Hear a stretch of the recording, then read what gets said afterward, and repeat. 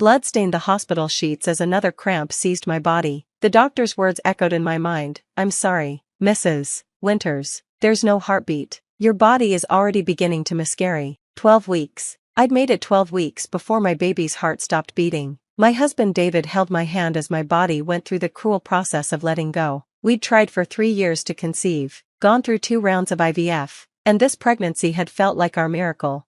My phone buzzed on the bedside table. Through tears, I saw a text from my mother-in-law, Patricia Winters. Cleaned out your tacky jewelry. The house looks better already. Attached were photos of empty jewelry boxes and my mother's mahogany chest, the one she'd brought from India when she married my father, sitting by the trash bins outside our house. David, I whispered, showing him the phone. His face went white. She didn't. Tell me she didn't touch your mother's collection. But the photos confirmed it. Every piece was gone. The emerald set my mother wore to state dinners, the pearl necklace from her wedding, the Cartier bangles my father had given her for each of their anniversaries. All of it. Dismissed as tacky by a woman who thought costume jewelry from department stores was the height of elegance. Call her, I managed between contractions. Now. David stepped into the hallway, and I could hear his raised voice through the door. Meanwhile, I texted our housekeeper, Murray, who'd worked for my family for 20 years.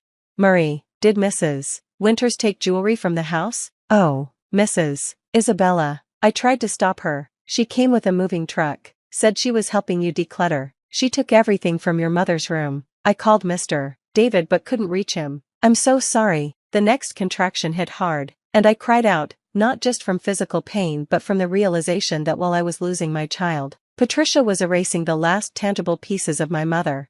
David returned, his face grim. She took everything to Hartman's auction house. Says she's doing us a favor, getting rid of immigrant junk before the baby arrives. His voice cracked. She doesn't know about the miscarriage. I finished. We'd planned to tell her after the first trimester. Now, there was nothing to tell. Dr. Martinez entered to check on me. Mrs. Winters, you're progressing, but it could be several more hours. Is there anything I can do to make you more comfortable? Can you recommend a good lawyer? I asked, deadly serious. She blinked in surprise, then noticed my tear-stained face staring at the phone. Family troubles during loss are unfortunately common. Focus on your health first. Everything else can wait. But I couldn't wait. Those pieces weren't just jewelry, they were my mother's legacy. She'd been the daughter of Indian diplomats, married my American father when he was a young Foreign Service officer, and spent 30 years as an ambassador's wife, collecting meaningful pieces from every posting. David, go to Hartman's. Stop the sale. Bella, I should stay with you. Go, I insisted. Those pieces are all I have left of her. Please. He kissed my forehead and left, alone except for the nurses who checked on me periodically. I labored through the physical process of loss while scrolling through photos of my mother wearing those tacky pieces. There she was at a state dinner in Delhi, wearing the ruby set that had been in her family for generations. Another photo showed her in Vienna, my father fastening the Cartier necklace he'd bought her for their 20th anniversary, the emeralds gleaming at a White House reception. Each piece told a story, held a memory. Patricia had never understood. To her, jewelry was about showing off, about making sure everyone knew how much her husband spent. She couldn't fathom that some pieces held value beyond their price tags, that they were threads connecting me to my heritage, my parents' love story, my identity. My phone rang. David sounded breathless. I'm at Hartman's. You're not going to believe this. When I told them who you were, the entire atmosphere changed. The owner himself came out. What do you mean, Bella? He recognized your mother's collection immediately. Apparently, several pieces were featured in a Sotheby's catalog about important diplomatic jewelry. He wants to know if we're really selling the Ambassador Rao's collection. Despite everything, I almost smiled. My mother would have loved that, being remembered not as Mrs. Winters, but as Ambassador Rao, the first Indian woman to serve as ambassador to Austria. Is Patricia there? Oh yes, she's having what can only be described as a meltdown. When Mr. Hartman started authenticating pieces, he asked her how she acquired them. She said they were family pieces she inherited. He asked which family, since he knew for a fact that the ruby set belonged to the Rao family of Jaipur. A contraction hit, and I breathed through it before responding. What happened then? She tried to bluff, said she was Priya Rao's daughter. That's when Hartman pulled out his phone and showed her a photo from last year's embassy reunion. You were wearing the emerald set, standing next to the current ambassador. He recognized you immediately. David, I need those pieces back. Already handled. Hartman refused to accept them once he realized they were stolen. He's actually calling the police. Bella, some of these pieces. He's estimating the collection at over $2 million. The Cartier pieces alone are worth a fortune. $2 million. Patricia had thrown $2 million worth of jewelry in garbage bags and hauled them to an auction house while calling them tacky immigrant junk. There's more, David continued. Hartman wants to know if you're Ambassador Rao's daughter, the one who wrote the book about diplomatic families. He has a first edition. His daughter used it for her thesis on multicultural identity in foreign service families. I closed my eyes, remembering the hours I'd spent writing that book, my mother by my side, sharing stories and experiences. Patricia had called it navel-gazing nonsense when it was published. Tell him yes, and David? Thank him for protecting my mother's legacy. He's actually insulted on your behalf. He keeps muttering about people who can't recognize genuine artistry, and Cartier would roll over in his grave. The irony wasn't lost on me. Patricia, who constantly bragged about her connections and breeding, had just been exposed as a thief and a fraud to one of the city's most prestigious auction houses.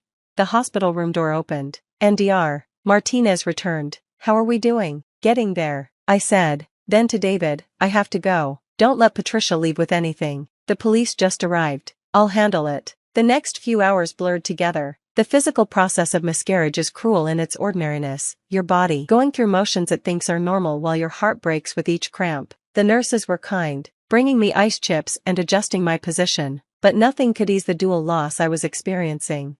By evening, it was over, my baby was gone, and I lay in an exhausted haze while they cleaned up and prepared to move me to a recovery room. That's when David returned, looking haggard.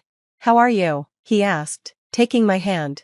Empty, I admitted. How's the jewelry situation? He pulled a chair close to my bed. Your mother's collection is safe. Everything has been returned to our house, and Marie is cataloging it all. But Bella, there's something else. What? Patricia didn't just take your mother's jewelry. She also took pieces from the safe, your engagement ring upgrade I was planning to surprise you with for our anniversary, the cufflinks my grandfather left me, and about $10,000 in cash we kept for emergencies. I stared at him. She robbed us. While I was losing our baby, your mother robbed us. The police want to press charges. Grand theft, given the value. Mr. Hartman is willing to testify about her attempting to sell stolen goods. And, he hesitated.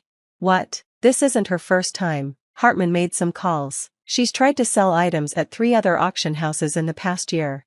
Each time, she's been turned away because she couldn't prove provenance. One was a painting that belonged to my aunt before she died. Another was silverware from my grandmother's estate that was supposed to go to my cousin Sarah. The pattern became clear. Patricia had been stealing from family members for years, targeting items she thought wouldn't be missed or whose owners couldn't fight back. But she'd made a fatal error with my mother's collection. She'd assumed that because my mother was Indian, her jewelry must be costume pieces, not understanding that diplomatic families often accumulated significant collections through decades of international postings.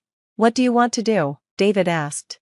I thought about Patricia's text, sent while I was miscarrying. The casual cruelty of cleaned out your tacky jewelry. The dismissal of my heritage as something that made the house look worse. The entitlement of entering our home while we were at the hospital and taking what she pleased.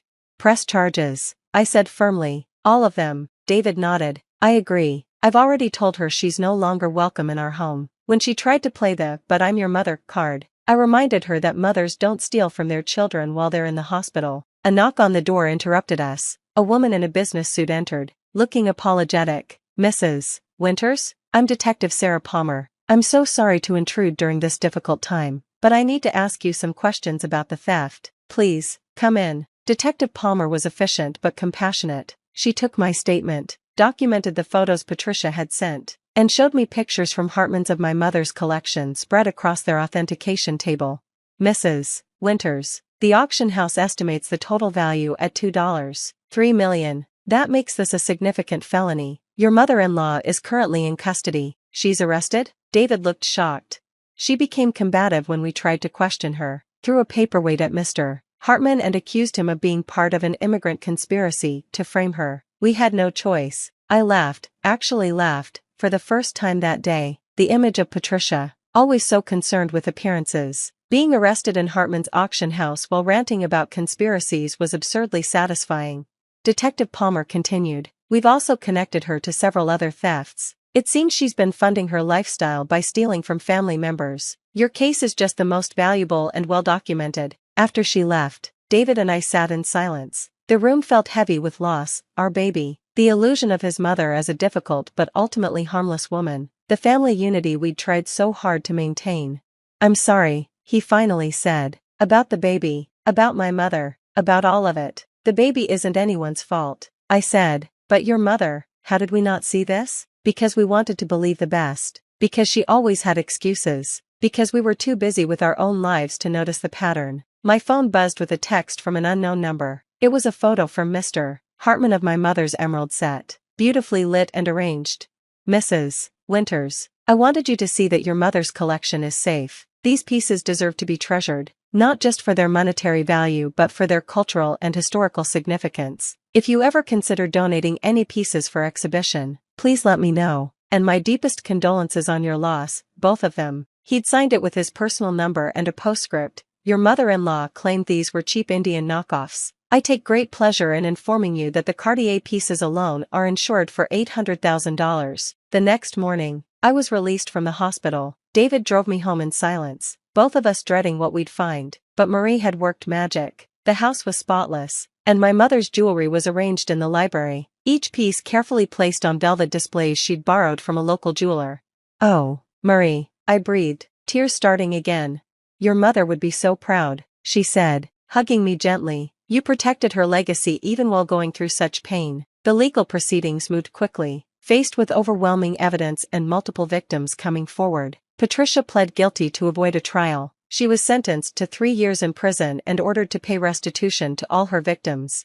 The family imploded. David's siblings, discovering their own missing items, turned against Patricia completely. His father, finally free from her influence, filed for divorce and revealed that she'd been stealing from him for years too, selling his family heirlooms and gaslighting him when he couldn't find them. "She told me I was getting senile," he confided during one visit. "Made me believe I was losing my mind when I couldn't find my father's watch or my mother's china. Turns out she'd sold them all." The story made the society pages. Diplomat's daughter exposes $1 million theft ring. Patricia's mugshot accompanied articles about how she'd tried to fence historical jewelry while her daughter-in-law miscarried. The scandal destroyed her social standing, the one thing she'd valued above all else. 6 months later, David and I attended an exhibition at the Diplomatic Museum. I'd loaned them several pieces from my mother's collection for a display about women in diplomacy. Standing before the display case, seeing my mother's jewelry alongside her portrait and biography, I felt a sense of peace. "She would have loved this," David said, wrapping an arm around me.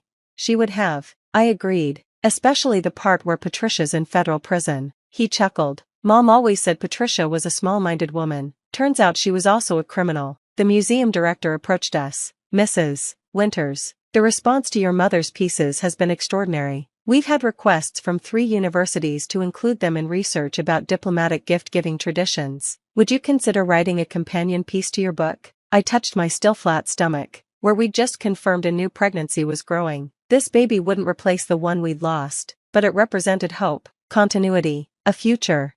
"Yes," I said, "I think my mother's story deserves to be told in full." That night, I sat in my library surrounded by my mother's jewelry, writing the first chapter of what would become Gems of Diplomacy, a daughter's memoir. Each piece sparked a memory, a story, a lesson my mother had taught me about bridging cultures with grace and dignity. Patricia had called them tacky immigrant junk, but they were so much more. They were symbols of a life lived across continents, of love that transcended borders, of a woman who'd represented her adopted country while never forgetting her roots. And now they were mine to protect, to cherish, and eventually to pass on to my own daughter, who would arrive healthy and perfect 7 months later. We named her Priya, after my mother, and on her first birthday, I fastened a tiny gold bangle around her wrist, the same one my mother had worn as a baby in Jaipur, the one Patricia had thrown in a garbage bag, the one that connected my daughter to generations of strong women who knew their worth couldn't be measured in dollars or social standing. Patricia serves her time in minimum security, writing letters no one answers. The woman who'd spent her life obsessed with appearances is now known as the mother-in-law who robbed her miscarrying daughter-in-law. No amount of social climbing can overcome that fall. And somewhere, I like to think my mother is laughing at the beautiful irony of it all, her tacky jewelry exposing the real trash in our family.